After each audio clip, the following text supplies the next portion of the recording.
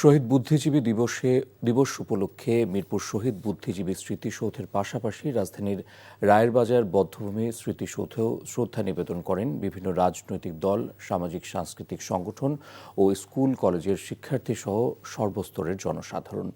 মুক্তিযুদ্ধের চেতনাকে জাগ্রত রেখে জুলাই অভ্যুত্থানকে ধারণ করে দেশ এগিয়ে যাবে, এমনটাই প্রত্যাশা সবার। আরাফাত ইসলামের রিপোর্ট। রাষ্ট্রীয় আনুষ্ঠানিকতা শেষে সর্বস্তরের মানুষের শ্রদ্ধা নিবেদনের জন্য উন্মুক্ত করে দেওয়া হয় মিরপুর শহীদ বুদ্ধিজীবী স্মৃতিসৌধ।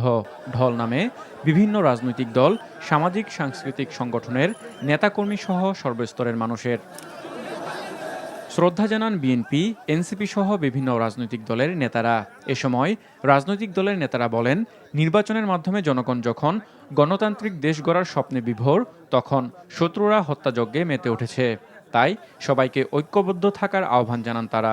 বাংলাদেশ যখন একটা নতুন অধ্যায়ের দিকে, একটা নতুন সূর্য দেখছে, স্বপ্ন দেখছে মানুষ, একটা নির্বাচনের মাধ্যমে একটা গণতান্ত্রিক বাংলাদেশ নির্মাণ করবে, সেই সময় আবার নতুন করে বাংলাদেশের শত্রুরা এই হত্যাকাণ্ডে মেতে উঠেছে।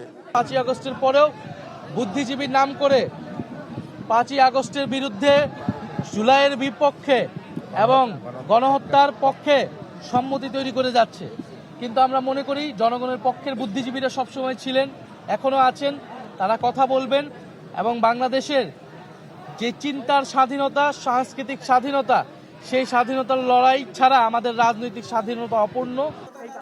ভোরের সূর্যোদয়ের পর থেকেই মিরপুরের শহীদ বুদ্ধিজীবী কবরস্থান এবং রায়েরবাজার শহীদ বুদ্ধিজীবী স্মৃতিসৌধেও পদচারণা বাড়তে থাকে সব বয়সী মানুষের। বেলা বাড়ার সাথে সাথে সেই পদচারণায় মানুষের ঢল নামে। আমাদের নতুন প্রজন্ম যতদিন বাংলাদেশ থাকবে, এর ধারাবাহিকতা চলমান থাকবে। কারণ আমরা মনে করি এই মুক্তিযুদ্ধ প্রজন্ম থেকে প্রজন্মের কাছে অহংকার বয়ে নিয়ে আসে, জাতির কাছে অহংকার বয়ে নিয়ে আসে। বুদ্ধিজীবী দিবসে বাচ্চাদেরকে মেধা বিকাশ স্কুল অ্যান্ড কলেজের পক্ষ থেকে আমরা ওদেরকে নিয়ে এসেছি শুধুমাত্র ওদেরকে আমাদের ইতিহাসটা বোঝানোর জন্য, জানানোর জন্য। ওদের মধ্যে জন্য স্বাধীনতা, মুক্তিযুদ্ধ, আমাদের দেশের স্বাধীনতা, বুদ্ধিজীবীদেরকে হত্যা করা হয়েছিল, এই পুরো বিষয়টা যেন ওরা ওদের মধ্যে অনুধাবন করতে পারে, ওরা ধারণ করতে পারে। বিভিন্ন সংগঠনের পাশাপাশি স্কুল কলেজের শিক্ষার্থী ও সাধারণ মানুষের উপস্থিতি বেশি দেখা গেছে। মা বাবার সঙ্গে ফুল দিতে এসেছেন কোমলমতি শিশুরাও। মুক্তিযোদ্ধা থেকে শুরু করে শিক্ষক, সবার কণ্ঠেই ছিল ইতিহাসের বীরত্বগাথা। উদয়ের পথে শুনিকার বাণী, ভয় নাই ওরে ভয় নাই, নিঃশেষে প্রাণ যে করিবে দান, ক্ষয় নাই তার ক্ষয় নাই। 1971 সালের আজকের এই দিনে জাতির শ্রেষ্ঠ সন্তান শহীদ বুদ্ধিজীবীরা তাদের প্রাণের বিনিময়ে নিশ্চিত করেছিল বাঙালির বিজয়।